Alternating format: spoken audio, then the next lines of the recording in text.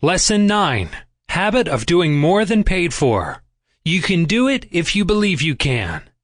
It may seem to be a departure from the subject of this lesson to start the lesson with a discussion of love, but if you will reserve your opinion until you have completed the lesson, you may be ready to agree that the subject of love could not have been omitted without impairing the value of the lesson. The word love is here used in an all-embracing sense. There are many objects, motives, and people which arouse one's love nature.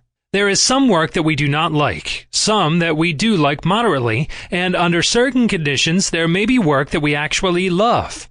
Great artists, for example, generally love their work. The day laborer, on the other hand, usually not only dislikes his work, but he may actually hate it. Work which one does merely for the sake of earning a living is seldom liked. More often it is disliked or even hated. When engaged in work which he loves, a man may labor for an unbelievable long period of hours without becoming fatigued. Work that a man dislikes or hates brings on fatigue very quickly.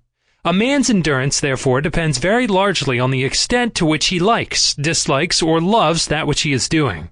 We are here laying the foundation, as you will of course observe, for the statement of one of the most important laws of this philosophy, viz.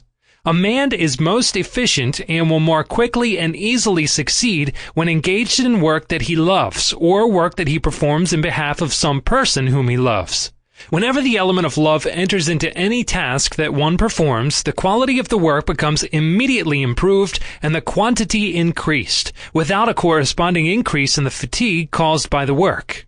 Some years ago, a group of socialists, or perhaps they called themselves cooperators, organized a colony in Louisiana, purchased several hundred acres of farmland, and started to work out an ideal which they believed would give them greater happiness in life and fewer of the worries through a system that provided each person with work at the sort of labor he liked best. Their idea was to pay no wages to anyone. Each person did the work he liked best, or that for which he might be best equipped, and the products of their combined labors became the property of all.